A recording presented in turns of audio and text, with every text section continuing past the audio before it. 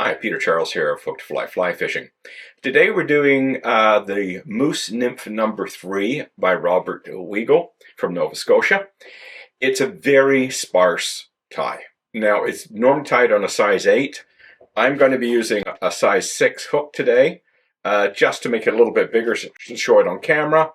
But it's a small fly that would be normally used in rather skinny, clear conditions. I think you could use it for a number of different species. So let's look at the rest of the materials. We're going to use some black Ado Vivus thread. Our tag is Uni-Mylar, small, size 14. The rib is Uni-French in a small oval. The body is black wool. The throat is orange saddle hackle. We're going to use moose mane for the wing and some jungle cock again for the eyes. So let's get started.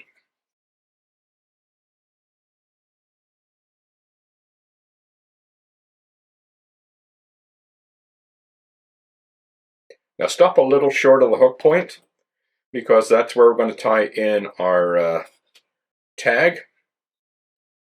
And the way I do my tags using Mylar, I wrap over the Mylar and then wind back. And yeah, it's not smooth, it's not pretty. You're going to have a bit of bumpiness, which is not necessarily a bad thing. You get spectral highlights off of that. But it's more about durability. I've found that when I just wind the Mylar back and then wind it forward, there's a tendency for the Mylar to unravel. So by doing it this way, I'm going to keep it from unraveling. It's a much stronger setup. I'll double check it, make sure there's no black gaps.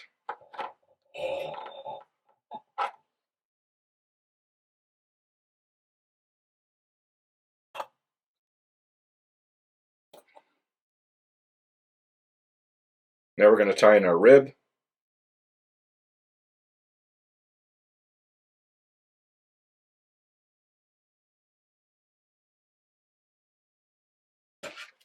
Now for our black wool.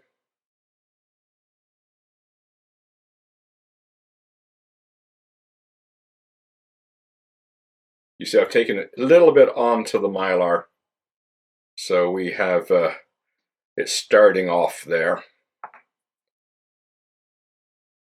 We're going to make 3 passes, and as I've described before, I make the first few turns with a lot of tension on the wool so it flattens down because there's a bump there, and I'm making it flatter on the bump, and then I'm backing off the tension as I come off the bump. So that puffs it up a little bit. Bring it up onto the return, come back. Now I'll just put a little bit at the back, come forward, come off the return. There we go. Get a nice cigar-shaped wool body this way.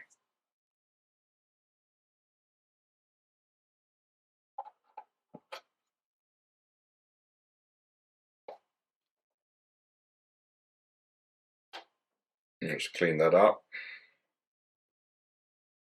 Okay, now we're going to tie in our rib.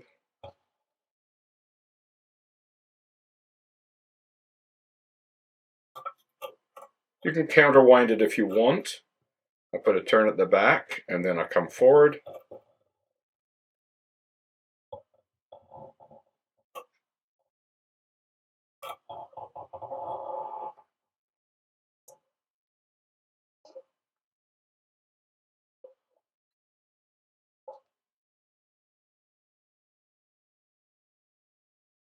Okay, now we're going to put in an orange throat, and it is small. It's like a little splash of orange.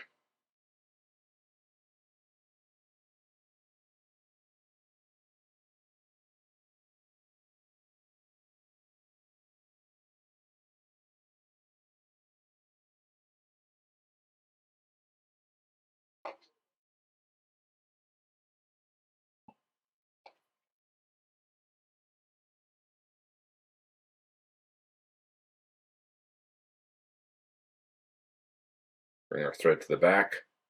Now for the moose mane wing. Now what I've already done is I've leveled these up before I started tying.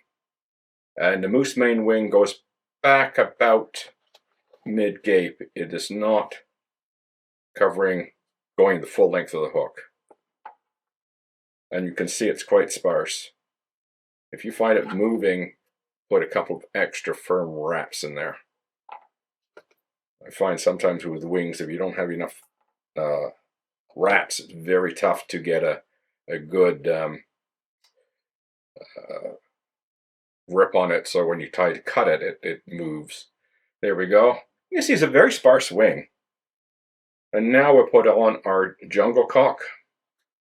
And these are small nails. Small fly, small nails. Couple of turns in there and pull. There we go. Next strap to hold it. Now the other side.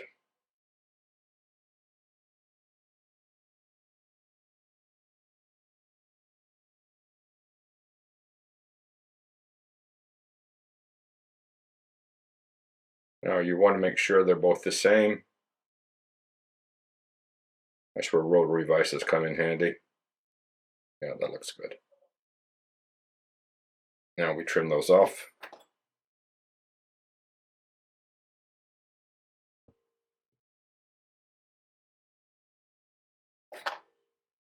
And we finish the head.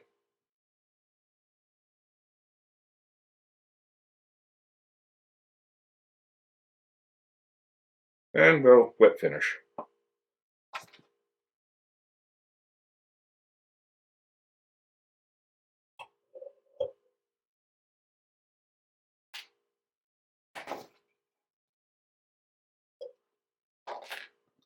And finally, a little UV.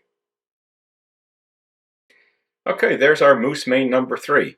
A little sparse fly that will, work well in, those clear conditions, bright sky. You don't want to be too bold and too brassy, especially if the fish have seen a lot of flies already. And as I say, I would use this for trout too, I would think. That probably will attract some attention if you swing it for resident trout. You might even get a steelhead on it.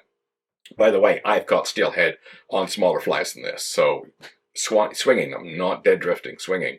And yeah, and even in relatively dirty water. So I wouldn't turn this down for steelhead either. So give it a try, the Moose Nymph number 3. Cheers.